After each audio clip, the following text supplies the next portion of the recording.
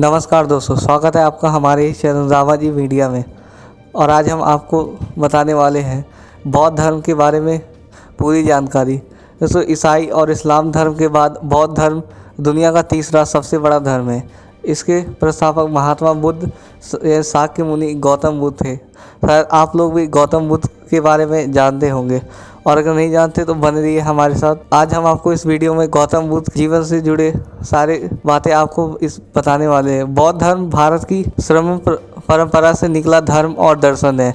इसके प्रस्थापक महात्मा बुद्ध, जिसे गौतम बुद्ध भी कहते हैं, वो थे। वे 563 ईसा पूर्व से 483 ईसा पूर्व तक रहे। ईसाई और इस्लाम धर्म से पहले बौद्ध धर्म की उत्पत्ति हुई थी। हिंदू धर्म के बाद बौद्ध धर्म दुनिया में सबसे ज्यादा माना जाता है। धर्म के बाद ये दुनिया का तीसरा सबसे बड़ा धर्म है। इस धर्म को मानने वाले ज्यादातर चीन, Japan, Korea, Thailand, Cambodia, Sri Lanka, Nepal, Bhutan और भारत जैसे कई देश आते हैं। बौद्ध धर्म के संस्थापक गौतम बुद्ध है। इन्हें एशिया का ज्योतिपुंज भी कहा जाता है। गौतम बुद्ध का जन्म 563 ईसा पूर्व के बीच शाक्य गणराज्य की तत्कालीन राजधानी कपिलवस्तु के निकट लुम्बिनी, जो कि अब नेपाल में आता है, हुआ था। इनके पिता का नाम सुद्धोधन था, जो शाक्य गण के मुखिया थे। सिद्धार्थ के जन्म के 7 दिन बाद ही उनकी मां माया देवी का देहांत हो गया था। सिद्धार्थ की सौतेली मां प्रजापति गौतमी ने उनको पाला था। इनके बचपन का नाम सिद्धार्थ था। इनकी मां के नाम गौतमी होने की वजह से इनका नाम आगे से गौतम बुद्ध पड़ा। सिद्धार्थ का 16 साल की उम्र में दंडपानी शाक्य की कन्या यशोधरा के साथ विवाह हुआ और इनके पुत्र का नाम राहुल था। सिद्धार्थ जब कपिलवस्तु के सैर के लिए निकलते थे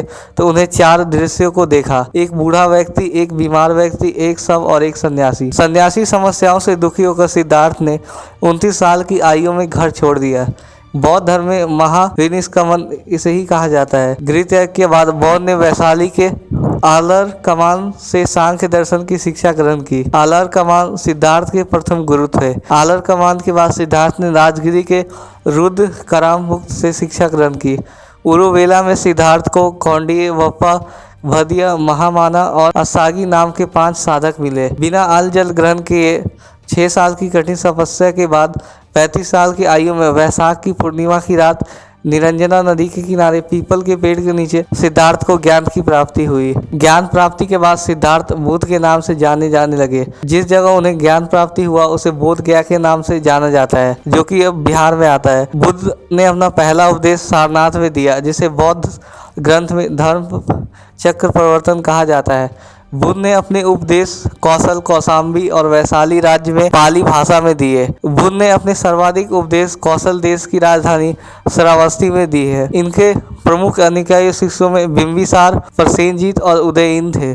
बुद्ध की मृत्यु 80 साल की उम्र में कुशीनगर में चिंद द्वारा अर्पित भोजन करने के बाद हो गई, जिसे बौद्ध धर्म में महापरिनिर्वाण कहते हैं। मल्लों ने बेहद सम्मान पूर्वक बुद्ध का अंत्येष्टि संस्कार किया था। एक अनुश्रुति के अनुसार मृत्यु के बाद बुद्ध के शरीर के अवशेषों को 8 भागों में बांटकर उन पर 8 स्तूपों का निर्माण कराया गया। बुद्ध के जन्म और मृत्यु की तिथि को चीनी परंपरा के कैंटोन अभिलेख के आधार पर निश्चित किया गया है। बौद्ध धर्म के बारे में हमें विशद ज्ञान पाली त्रिपिटक से प्राप्त होता है। बौद्ध धर्म की अनिश्चयवादी है और इसमें आत्मा की परिकल्पना भी नहीं है। बौद्ध धर्म में पुनर्जन्म की मान्यता है। तृष्णा को छीन हो जाने की अवस्था को ही बुद्धि का निर्वाण कहते हैं। बुद्ध के अनुयायियों के 2 भाग में विभाजित थे। एक थे भिक्षुक, जो बौद्ध धर्म के प्रचार के लिए जिन लोगों ने संन्यास लिया उन्हें बौद्ध भिक्षुक कहा जाता है, और एक उपासक, गृहस्थ जीवन व्यतीत करते हुए बौद्ध धर्म अपनाने वाले को उपासक कहते हैं। इनकी न्यूनतम आयु 15 साल होती है।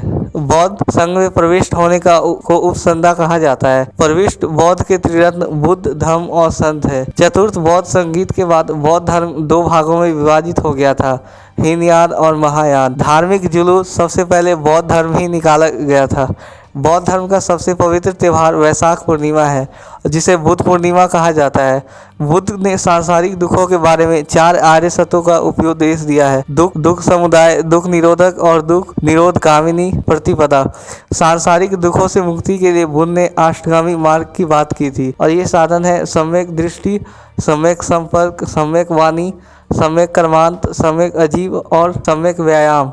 सम्यक स्मृति और सम्यक समाधि। बुद्ध के अनुसार अष्टांग मार्गों में पालन करने के उपरांत मनुष्य की भाव से तृष्णा नष्ट हो जाती है और उसे निर्वाण प्राप्त होता है। बुद्ध ने मध्यम मार्ग का उपदेश दिया है। अनिष्टवाद के संबंध में बौद्ध धर्म और जैन धर्म में कई समानताएं भी मिलती है। जातक कथाएं प्रदर्शित करती है कि बोधिसत्व का अवतार मनुष्य रूप में भी हो सकता है और पशुओं के रूप में भी। बोधिसत्व के रूप में पुनर्जन्मों की दिव्य श्रृंखला के अंतर्गत बुद्ध ने शाक्य मुनि के रूप में अपना अंतिम जन्म प्राप्त किया था। सर्वाधिक बुद्ध की मूर्तियों का निर्माण गांधार शैली के अंतर्गत किया गया है, लेकिन बुद्ध की प्रथम मूर्ति मथुरा कला के अंतर्गत बनी थी। दुनिया भर में बुद्ध प्रतिमा कई जगह, बिहार में पटना में बोध गया, सारनाथ, सांची, नेपाल में लुम्बिनी आदि कई जगहों पर बुद्ध की, जहां हर साल लाखों दर्शक बुद्ध के दर्शन करने आते हैं। चीन और कोरिया जैसे लोगों को बौद्ध धर्म में सबसे ज़्यादा मानने वाले हैं। दोस्तों, बौद्ध धर्म के बारे में आपको हमारी ये जानकारी कैसी लगी? अपनी राय हमें कमेंट में दें।